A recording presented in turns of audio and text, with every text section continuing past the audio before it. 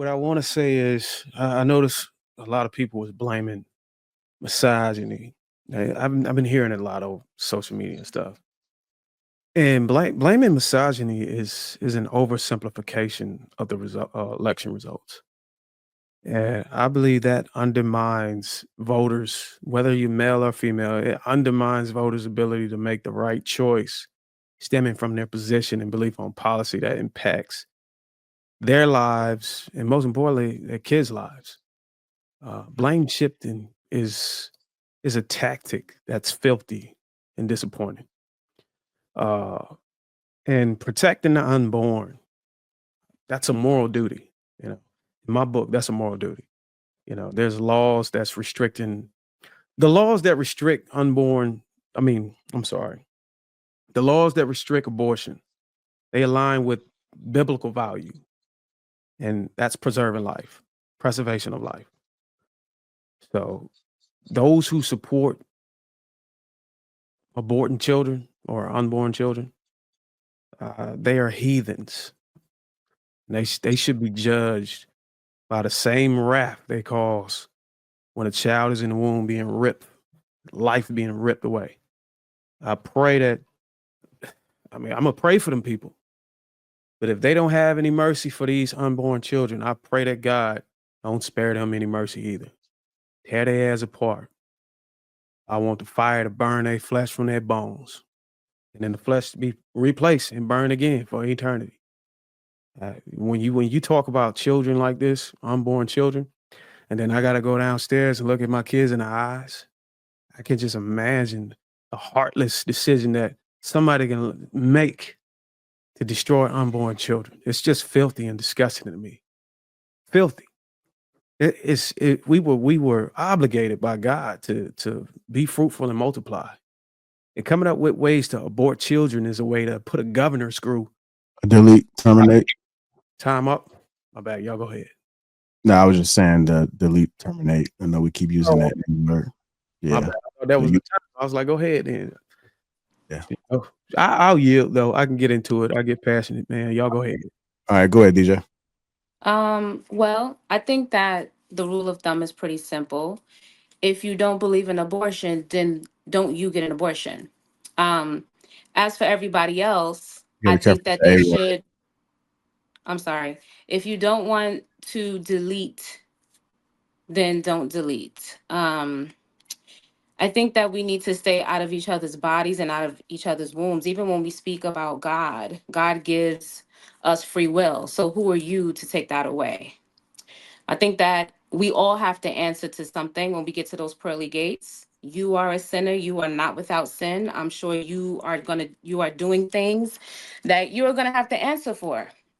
So, um, also, we love to talk about pro-life and pro. I want to be careful with this. We're not pro-abortion. We're pro-choice.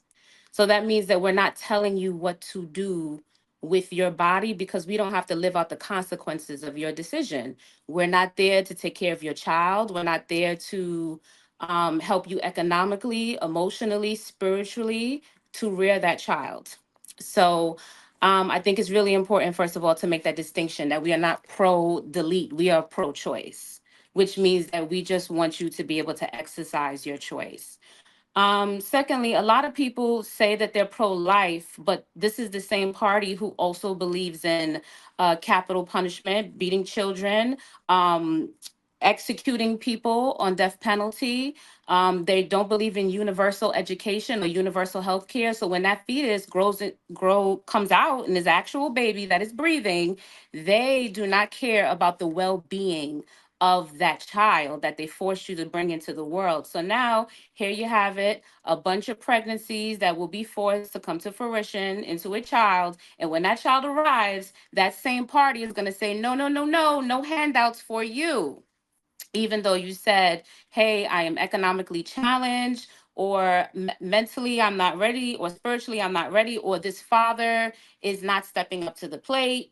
Whatever your situation is, or maybe you have health challenges, or you have a family history that may prove to be problematic, within your child, and maybe you feel like, you know what, I may not be able to handle that responsibility. I don't know your situation, nor do I have to live out the consequences of those decisions.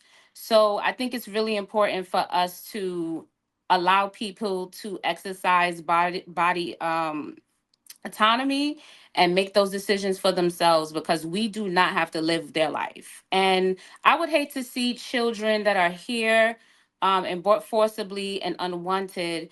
I would hate to see the lives that they live, because even there are a lot of children, maybe some of us are those children who were brought here, right? They weren't aborted, but they wish that they weren't here because of the lives that they had, that they were forced to lead, lives of abuse and lives of neglect.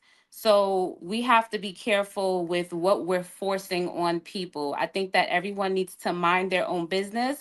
I mean, after all, this is the same party that when the vaccines came out, they were like, don't you tell me what to do with my body, right? This is the same party that is now telling you what to do with your body.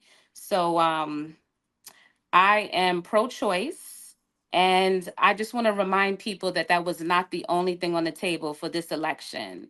Um, we, I've never been personally a one issue voter. And I think that is one issue on the table that we want to make the whole election, but there were so many things on the table. Also, I think it's really odd when we talk about not caring about the morality of the president. The morality of the president is very important, because that president's belief system is going to be a reflection of all of their decisions. And they have to follow a code of ethics as the commander in chief. So if you are a person of lack of morals, lack of ethics, it will reflect in your policy, it will reflect in your decisions, in your leadership. And it's extremely important that the character of the president is extremely important. Diplomacy is extremely important. And I think we're getting away from that because we have subscribed to this shock value culture, and we're more concerned about if somebody can entertain us or if somebody is charismatic, and we've forgotten why we are a president, what the responsibility of a president is. It's his character is extremely important. We're sitting here right now talking about morality, and then you guys want to not make that the center of the conversation as it pertains to what the president believes and what he feels. It's at the forefront. That is why all the presidents in the past present themselves to be family people, and let's look at their records and what their decisions are based on and what they believe. Their character matters very much. And as it stands, we have elected a convicted rapist. And the fact that people don't find anything wrong with that, I mean, the fact that there are a lot of people that were convicted, come out of jail, and they can't even have the right to vote. And for y'all to turn around and say, but he can be president. And the fact that most Black men actually suffer from mass incarceration, don't find anything wrong with that. Don't find the fact that they're disenfranchised after probably getting charges trumped up on them, come out just to a life that they can't even get a job because of this conviction, but their president can surpass everything because of white supremacy. And then you sit him in that chair and tell us that we don't care about his character. What's the economy going to be like? I'm going to tell you what it's going to be like. It's shit, because he's a shit businessman.